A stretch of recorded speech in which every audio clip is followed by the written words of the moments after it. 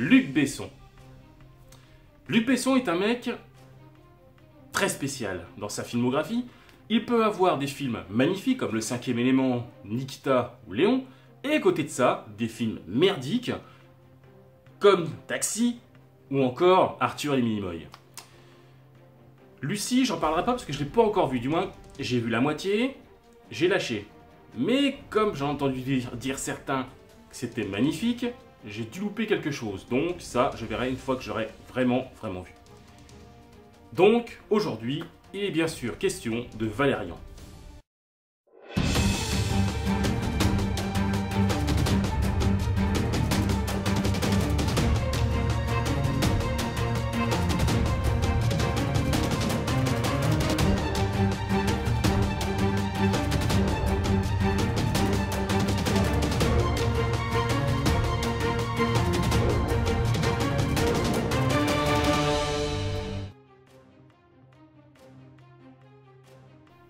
Alors, pour garder un peu de suspense, je ne vais pas pour l'instant dire ce que j'en ai pensé, je vais me contenter d'énumérer les points négatifs d'abord, et ensuite les points positifs.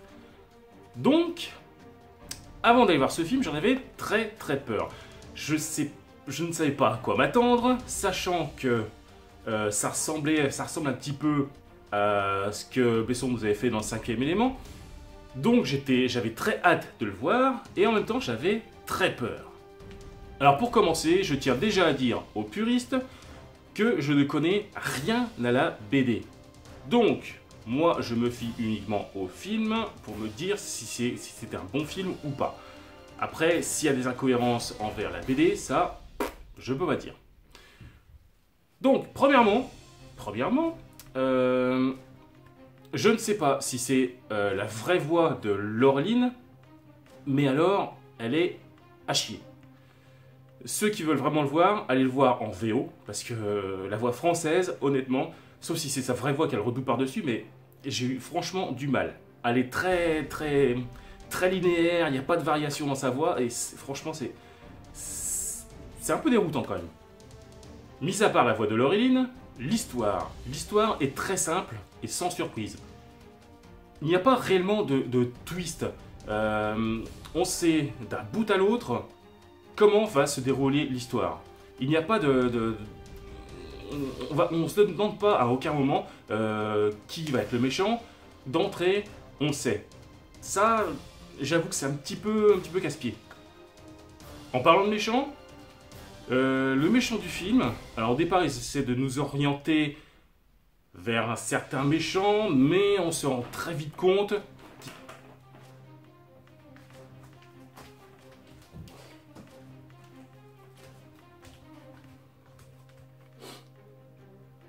ça c'est casse-pied quand on tourne. Ça c'est chiant ça. Bref. Donc je disais, il n'y a pas vraiment de méchant dans ce film, enfin du moins si, il y a un méchant dans ce film, mais on ne le voit quasiment jamais. De tout le film, on le voit très rarement. Sauf quand ils essayent de nous orienter sur un méchant, mais on sait très bien, depuis le début, que ça va pas être eux, clairement. Ce qui m'a un peu dérangé également, c'est qu'il n'y a pas d'histoire de personnages. On les voit d'entrée, on sait qui ils sont, enfin, on sait quel métier ils font, ils travaillent pour le gouvernement ou quelque chose comme ça, mais on n'en sait pas plus. On ne sait pas d'où ils viennent, pourquoi ils sont si jeunes, parce que, à un moment, au tout début du film, donc je ne veux pas trop vous spoiler, mais il dit qu'il a déjà 9 ans de service. 9 ans, vu sa tronche, alors je sais pas quel âge a l'acteur, mais il fait plus 21 ans que la trentaine. Donc 9 ans de service, il commence à quel âge? Donc effectivement, là-dessus, on voit d'entrée une équipe, donc du major et de son sergent, donc de Valérian et de Laureline, et on ne sait rien d'eux. Et ça, c'est un petit peu casse-pied là-dessus, mais on ne sait rien d'eux. On sait juste qu'ils travaillent pour ce gouvernement et qu'ils vont faire une mission. Point barre. Ensuite, la moralité de l'histoire. Je ne sais pas quelle est sa position sur le militarisme de Besson, mais à croire que c'est ce qu'il veut faire passer. Que être militaire, c'est bien, mais qu'il ne faut pas obéir aveuglément aux ordres reçus. Alors effectivement, c'est un point de vue qui se défend. Une chose qui m'a bien fait marrer quand même si, bon, hein, c'est que la moralité de l'histoire semble être que l'amour triomphe toujours, et tout ça, et tout ça, et tout ça. Mais c'est pas vraiment ce que j'ai compris, moi, à la fin. Évidemment, je ne vais pas vraiment vous spoiler, mais à un moment, quand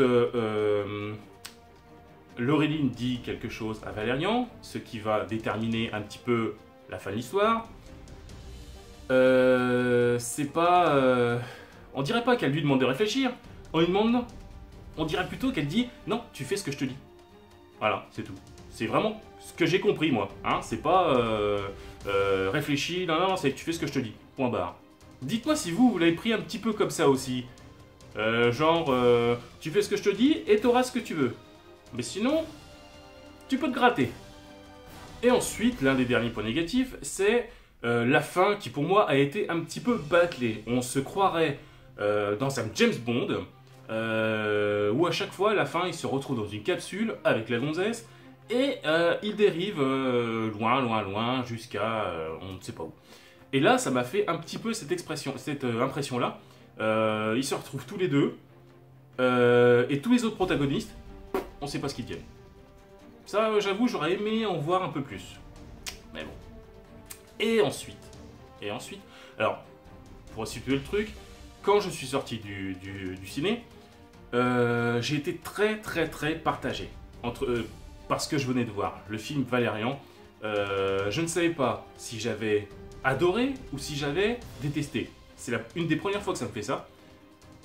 Et j'étais très partagé, très mitigé. Et maintenant, on s'attaque au point positif. Enfin du space opéra. On n'en avait plus depuis des années. Et un peu de retour aux sources comme le 5 élément, comme les Gardiens de la Galaxie, un peu...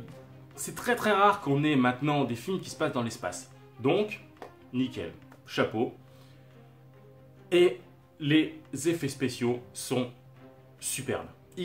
Besson a réussi à nous créer plusieurs mondes, enfin du moins une histoire assez complexe, enfin pas une histoire assez complexe, mais un monde assez complexe, peuplé de plein de races extraterrestres différentes. Le bestiaire est magnifique, toutes les races extraterrestres sont magnifiques. Besson a réussi à nous faire un monde hyper vaste, hyper détaillé, hyper développé. Et rien que la race extraterrestre, la principale du tout début, est vachement simpliste, mais hyper crédible. Les traits sont hyper fins et un petit peu à la Avatar.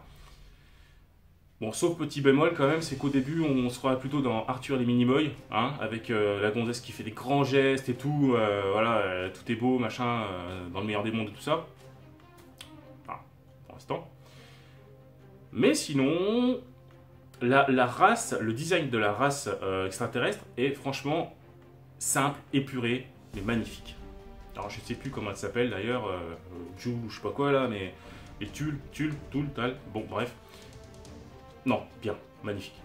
Ce qui marche très bien, c'est la relation entre Valérian et Laureline. Même s'ils sont très jeunes, ils ont l'air très jeunes. Ce qui marche aussi très bien, c'est la relation entre Valérian et Laureline. Même s'ils ont l'air très jeunes, mais ça passe super bien. Sauf de temps en temps, quand même, où ça devient un peu ronflant, c'est un peu gnangnan. Et c'est un petit peu malaisant de temps en temps de les voir un peu essayer de recouler. Comme les effets spéciaux, les décors sont super bien faits. Par contre, on a droit à quasiment, il me semble, hein, que du fond vert. Alors ça, c'est fond vert. Mais en 2017, niveau effets spéciaux, je pense pas qu'on puisse revenir non plus à de la marionnette et tout bordel. Donc le fond vert, là, il est super bien géré. À aucun moment on sort du film. Franchement, on est bien intégré dedans. L'ambiance du film est très prenante.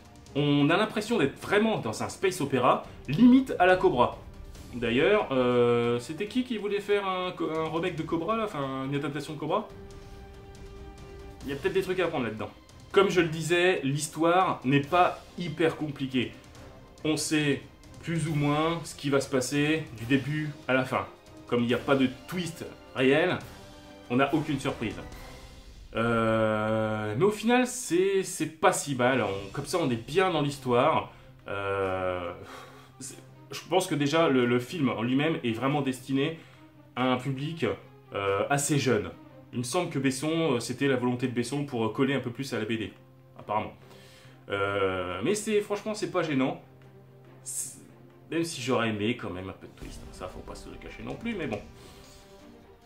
Donc voilà, au final, bah, j'ai quand même vachement bien aimé Valérian. Parce que franchement, il nous fait des super plans, des effets spéciaux magnifiques, une histoire qui quand même nous donne matière à réfléchir sur le comportement des humains et tout le bordel.